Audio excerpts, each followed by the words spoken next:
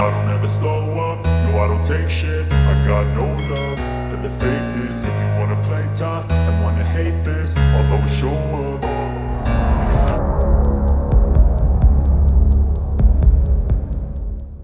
Ukraine updates. Bakhmut residents flee as Russia presses in. Capturing the key city would give Moscow a rare battlefield gain after months of setbacks. But Kyiv says Russia is losing hundreds of fighters every day in Bakhmut. DW rounds up the latest.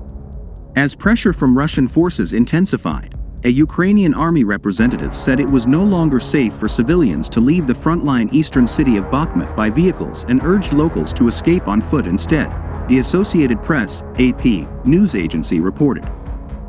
According to the AP, a pontoon bridge was set up by Ukrainian soldiers to help the few remaining residents reach the nearby village of Kromov. The agency said its team later saw at least 5 houses on fire after attacks in Kromov. On Saturday, a British intelligence update said Russian fighters made further inroads into Bakhmut's northern suburbs, prompting Ukrainian units to destroy 2 critical bridges outside the city in the past 36 hours. One of these bridges links Bakhmut to the nearby town of Chasiv Yar, along the last remaining Ukrainian resupply route, the British report said. The Institute for the Study of War, a Washington-based think tank, has suggested that Ukrainian troops are preparing to withdraw from the key eastern stronghold. But Ukraine's defense minister Alexei Reznikov told the German newspaper Bild am Sonntag that Russia's losses in Bakhmut run to 500 killed and wounded every day. The Russian soldiers were just cannon fodder in the meat grinder tactics used by Moscow, he said. The Ukrainian defense chief said Moscow was making efforts to capture Bakhmut because it held a symbolic place for the Russians. Capturing Bakhmut would not only give Russian fighters a rare battlefield gain after months of setbacks, but could also rupture Ukraine's supply lines, allowing Moscow's forces to advance toward other Ukrainian strongholds in the eastern Donetsk region. Close combat increased in Ukraine, says UK intelligence report. There has been an increase in close combat in Ukraine, the latest UK Defence Intelligence report said, citing recent evidence. The British Defence Ministry assessed that this is likely due to the Russian command's insistence on offensive action consisting mostly of dismounted infantry, with less support from artillery fire due to a shortage of ammunition in Russia. The report, which was released on Sunday, revealed that in late February Russia mobilized reservists who were ordered to assault a Ukrainian concrete strongpoint armed only with firearms and shovels. The shovels are believed to be entrenching tools that are being used for hand-to-hand combat, the report said. One of the reservists who took part in the assault described being neither physically nor psychologically prepared for the action, it added. European Parliament President urges increased arms deliveries to Ukraine. Ukrainian President Volodymyr Zelensky said Kyiv was planning to increase its cooperation with European institutions this year. His remarks came shortly after he met with European Parliament President Roberta Metsola during her visit to Ukraine.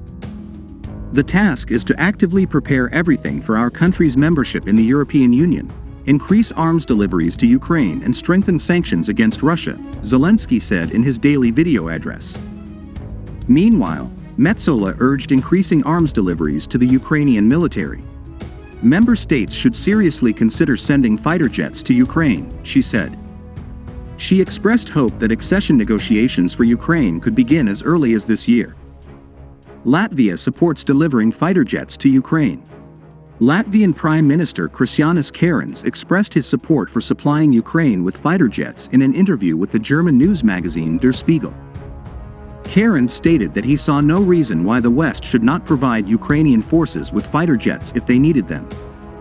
He said the delivery of fighter jets was only a matter of time, and that providing weapons to Ukraine was essential for achieving peace. True, we all want peace. But the only way to peace is for Ukraine to win. And for that, it needs our weapons, Kariņš said. The Latvian Prime Minister also said that the Baltic nation is aiming to spend 3% of its GDP on defense, more than the NATO goal of 2%. As a frontline state, Latvia has no choice, he said. In December, The Baltic states of Latvia, Estonia, and Lithuania expressed their intention to increase their defense spending in response to the full-scale invasion of Ukraine launched by Moscow a year ago. IEA chief says Moscow lost the energy battle. Russia's position as a significant energy supplier has suffered a permanent setback following the West's abandonment of Moscow's oil and gas due to its war in Ukraine, according to the head of the International Energy Agency, IEA, Fatih Birol. In an interview published in the French newspaper Libération, Birol said that Russia has lost the energy battle. He noted that Moscow's oil and gas exports have fallen by 40% since its military forces invaded Ukraine a year ago, adding that this is just the start of its problems.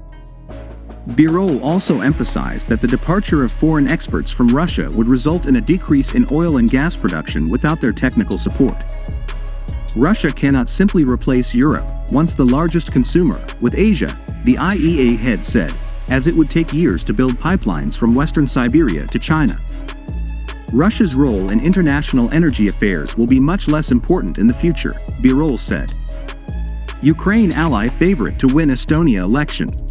Polling stations opened across Estonia with the center-right Reform Party, led by Prime Minister Kaja Kallas, is seen as the front-runner. Kallas has gained international attention over the past year as a vocal supporter of Ukraine against its invasion by Russia. Since taking office in 2021, Kallas has been advocating for sanctions against Moscow, a stance that has raised her profile and boosted her standing in the polls. Her party is expected to win the most votes in the general election, according to recent polling. However, Kallas is facing a challenge from the populist opposition party EKRE. The party is pushing for a reduction in Estonia's involvement in the Ukraine crisis and is blaming the government for the country's economic struggles.